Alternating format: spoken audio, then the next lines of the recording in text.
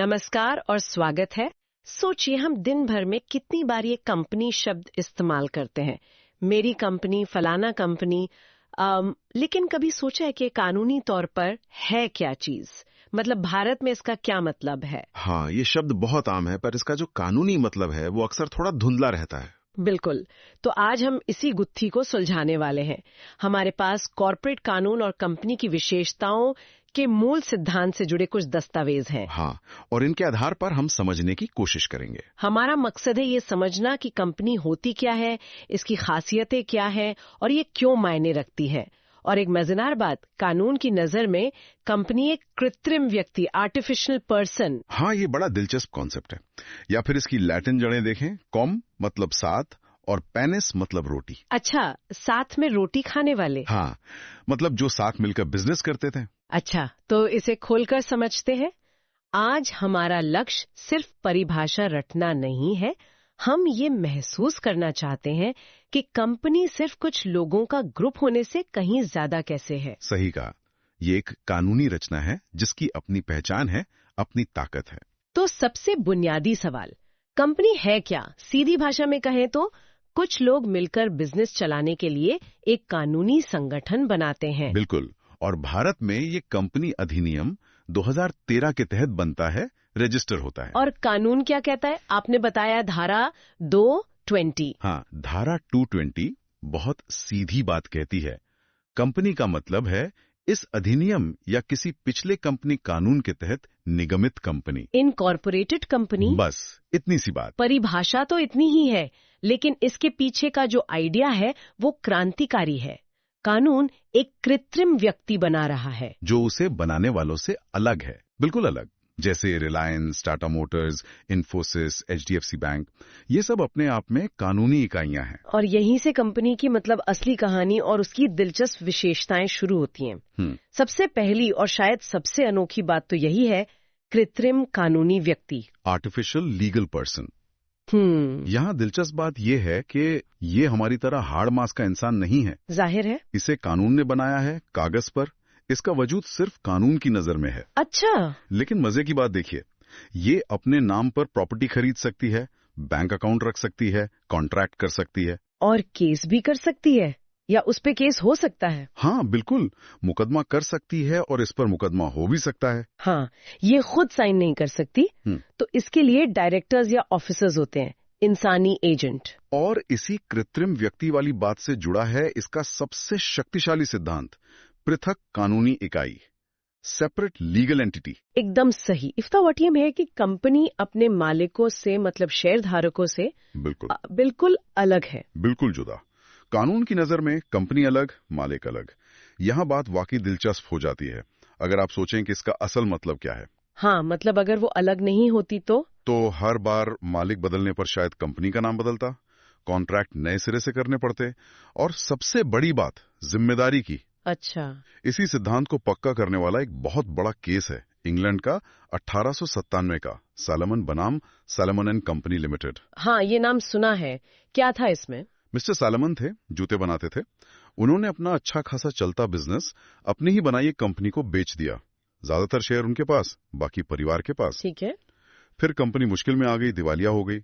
तो जो लेनदार थे, क्रेडिटर्स, उन्होंने कहा कि भाई ये कंपनी तो सैलमन ही है, बिजनेस वही चला रहे थे, तो कर्ज चुकाने की जिम्मेदारी सैलमन की पर्सनल होनी चाहिए, उनके घर से वसूली हो। लेकिन कोर्ट ने माना?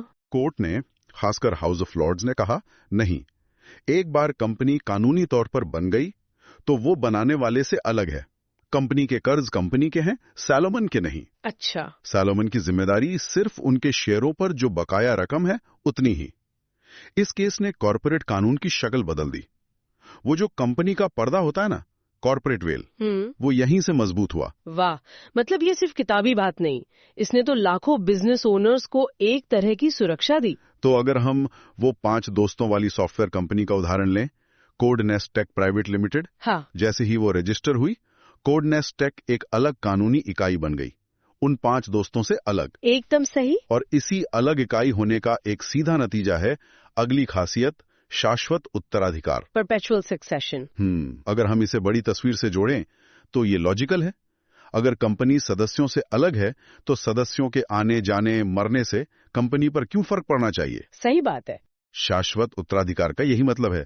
कंपनी चलती रहती है, मेंबर्स आएं जाएं, कंपनी हमेशा चलती रहेगी। मेंबर्स में काम, मेंबर्स में go, but the company goes on forever. तो कोडनेस टेक के केस में अगर उन 5 में से किसी की डेथ हो जाए या कोई अपना हिस्सा बेच दे, तो भी कोडनेस टेक प्राइवेट लिमिटेड चलती रहेगी, कोई आंच नहीं आएगी। बिल्कुल, जब तक उसे बाकायदा कानूनी प्रक्रिया से बंद न किया जाए, जिसे वाइंडिंग अप कहते हैं। Winding up? हाँ, ये स्थिरता बिजनेस के लिए बहुत जरूरी है। सोचिए, अगर पार्टनरशिप की तरह मालिक के बदलने से फर्म खत्म हो जाती तो लंबे प्रोजेक्ट कैसे चलते, बैंक लोन कैसे देते? ये हमेशा चलते रहने का भरोसा ही कंपनियों को टिकाऊ बनाता है। ये तो कमाल की बात है और शायद आम निवेशक के लिए सबसे बड़ा आकर्षण है। अगली विशेषता, सीमित देयता, लिमिटेड लाइबिलिटी। हाँ, ये बहुत महत्वपूर्ण है। मुझे लगता है ये समझना बहुत जरूरी है, क्योंकि यही वो चीज है जो कंपनियों को इतना शक्तिशाली बनाती है शायद। आप बिल्कुल सही कह रही हैं। सीमित देयता का मतलब है कि शेयर होल्डर की जिम्मेदारी कंपनी के कर्जों के लिए सिर्फ उतनी है जितनी रकम उनके शेयरों पर बकाया है। Unpaid amount on shares. अच्छा। अगर उन्होंने शेयरों की पूरी कीमत चुका दी है तो कंपनी चाहे जितना भी कर्ज में डूब जाए, उनसे एक पैसा भी और नहीं मांगा जा सकता। उनकी पर्सनल प्रॉपर्टी सेफ रहती है। जैसे मान लीजिए मैंने कॉर्नेस्टेक के 100 शेयर खरीदे, 10 रुपए का एक, मैंने 8 रुपए दे दिए। अब कंपनी फेल हो गई, लाखों का कर्ज है, तो मेरी जेब से कितना जाएगा? आपकी अधिकतम जिम्मेदारी सिर्फ उन 100 शेयरों पर बकाया 2 रुपए प्रति शेयर है, यानी कुल 200 रुपए। बस? सिर्फ 200 रुपए, चाहे कर्जा लाखों का हो। हाँ, लेनदार आपके घर नहीं आ सकते। ये सोल प्रोप्राइटरशिप या पार्टनरशिप से बिल्कुल अलग है, जहां मालिक की देनदारी अनलिमिटेड होती है। पर्सनल संपत्ति भी जा सकती है। तो ये सीमित देयता तो एक तरह से बिजनेस करने के लिए, मतलब रिस्क लेने के लिए एक बहुत बड़ा इंसेंटिव हुआ ना। निश्चित रूप से इसी बड़े पैमाने पर बिजनेस और इंडस्ट्री को पनपने में मदद की। लोग बड़ी कंपनियों में पैसा लगाने से झिझकते नहीं, क्योंकि उनका पूरा पैसा दांव पर नहीं लगा होता। हाँ, कभी कभी इसका गलत फायदा भी उठाया जाता है और वो कॉर्पोरेट वेल को भेदना पड़ता है डायरेक्टरों को पकड़ने के लिए, पर वो अलग बात है, वो नियम नहीं, अपवाद है। ठीक है, तो कंपनी अलग है, हमेशा चलती है, जिम्मेदारी सीमित है, पर चलाता कौन है? अगर मालिक हजारों लाखों है, तो रोज के फैसले कैसे होते हैं? यहीं पर आती है एक और महत्वपूर्ण विशेषता, स्वामित्व और प्रबंधन का पृथक्करण, separation of ownership and management. अच्छा। बड़ी पब्लिक कंपनियों में शेयरधारक मालिक तो हैं, पर कंपनी चलाते हैं उनके चुने हुए प्रतिनिधि, बोर्ड ऑफ डायरेक्टर्स। ओके। ये बोर्ड फिर मैनेजर्स नियुक्त करता है, तो मालिक और मैनेजमेंट अक्सर अलग लोग होते हैं। इसका फायदा? सबसे बड़ा फायदा है प्रोफेशनल मैनेजमेंट। जरूरी नहीं कि शेयर होल्डर को कंपनी चलाना आता हो। इससे मैनेजमेंट एक्सपर्ट लोगों के हाथ में आ सकता है। हाँ, ये तो है। फैसले बेहतर होते हैं, कंपनी के सफल होने की संभावना बढ़ती है।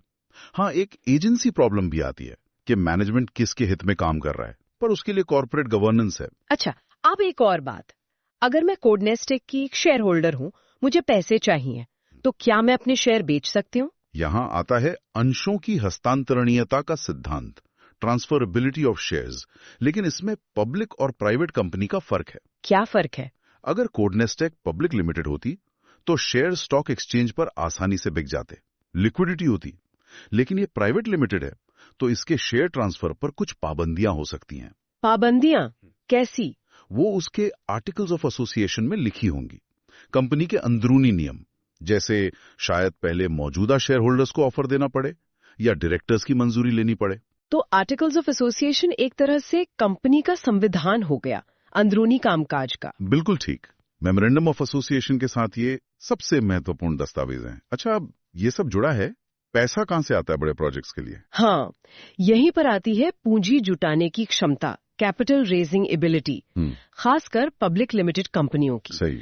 क्योंकि निवेशकों को सीमित देयता मिलती है, शेयर आसानी से बिक सकते हैं, तो कंपनियां आम जनता को शेयर या डिबेंचर जारी करके बहुत सारा पैसा जुटा सकती हैं। बिल्कुल, ये क्षमता पार्टनरशिप या सोल प्रोप्राइटरशिप में नहीं होती। इसी वजह से कंपनियां बड़े बड़े काम कर पाती हैं, अर्थव्यवस्था का इंजन बनती हैं। और कुछ और बातें जो इसी अलग कानूनी इकाई से निकलती हैं, जैसे कंपनी अपने नाम पर मुकदमा कर सकती है और उस पर मुकदमा किया जा सकता है। Capacity to sue and be sued. अगर कोडनेस्टेक का क्लाइंट पेमेंट ना करे तो कोडनेस्टेक केस करेगी, उसके डायरेक्टर नहीं। और अगर कोडनेस्टेक गड़बड़ करे तो सरकार या कोई और पार्टी दोनों स्टेक पर केस करेगी। कंपनी की संपत्ति भी पृथक संपत्ति होती है, वो कंपनी की है, शेयर होल्डर्स की नहीं। ओके। और हाँ, ये सब तभी मुमकिन है जब कंपनी एक पंजीकृत संघ हो, रजिस्टर्ड एसोसिएशन, मतलब बाकायदा रजिस्ट्रेशन हुआ हो और निगमन प्रमाण पत्र, सर्टिफिकेट ऑफ इनकॉर्पोरेशन मिला हो, वो उसके जन्म का सबूत है। पहले एक सार्वमुद्रा या कॉमन सील भी होती थी, कंपनी के साइन की तरह। हाँ, होती थी। वो ऑफिशियल सिग्नेचर मानी जाती थी, लेकिन 2015 के बाद से वो जरूरी नहीं है, ऑप्शनल है। डायरेक्टर के साइन काफी है, तो उसकी अहमियत अब कम हो गई है। चलिए, अब इन सब धागों को एक साथ पिरोते हैं हमारे कोडनेस्ट टेक प्राइवेट लिमिटेड के उदाहरण से। 5 दोस्तों ने रजिस्टर कराया। रजिस्ट्रेशन होते ही वो एक पृथक कानूनी इकाई बन गई। राइट। दोस्तों की देयता सीमित हो गई। कोई दोस्त छोड़कर जाए या ना रहे, कंपनी शाश्वत उत्तराधिकार के कारण चलती रहेगी। कंपनी अपने नाम पर ऑफिस ले सकती है, पृथक संपत्ति, डेवलपर्स रख सकती है, क्लाइंट से कॉन्ट्रैक्ट कर सकती है। हाँ, और जरूरत पड़े तो बैंक से लोन ले सकती है या निवेशकों से पूंजी जुटा सकती है। हालांकि प्राइवेट कंपनी के तौर पर तरीके सीमित होंगे। मैनेजमेंट दोस्त खुद देख सकते हैं या सीईओ रख सकते हैं। स्वामित्व और प्रबंधन का पृथक्करण। बिल्कुल। और शेयर बेचना हो तो आर्टिकल्स के नियमों के तहत अंशों की हस्तांतरणीयता पर प्रतिबंध। और अगर कोई क्लाइंट केस करे तो कोडनेस्ट टेक पर होगा, दोस्तों पर नहीं। मुकदमा करने की जाने की क्षमता। बिल्कुल सही समझा आपने। तो इस सब का मतलब क्या है?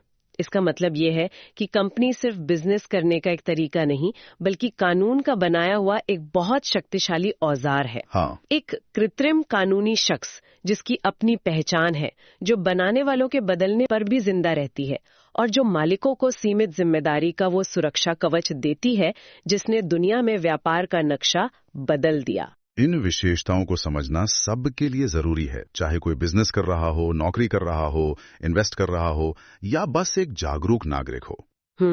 यही वो कानूनी ढांचा है जो बड़े उद्यमों को संभव बनाता है, इनोवेशन को जगह देता है, रोजगार पैदा करता है, अर्थव्यवस्था को गति देता है, ये कंपनियों को ताकत देता है और निवेशकों को सुरक्षा। बिल्कुल। ये जानना कि आप जिस संगठन से डील कर रहे हैं उसकी कानूनी प्रकृति क्या है, ये बहुत मायने रखता है। और जाते जाते एक सवाल सोचने के लिए छोड़ जाते हैं। हमने कहा कंपनी कृत्रिम व्यक्ति है, अधिकार हैं, जिम्मेदारियां हैं, पर फैसले तो इंसान ही लेते हैं, डायरेक्टर्स, मैनेजर्स। हाँ। तो जब कोई कंपनी कुछ गलत करती है, फ्रॉड, पर्यावरण को नुकसान, कर्मचारियों का शोषण, तो यह दोहरापन, मतलब कंपनी की अलग पहचान और इंसानी कर्ता धर्ता, ये जवाबदेही तय करने को कितना मुश्किल या आसान बनाता है। क्या कभी कंपनी का पर्दा गलत करने वालों को बचाने का जरिया बन जाता है? ये सोचने वाली बात है। इस पर जरूर गौर कीजिएगा।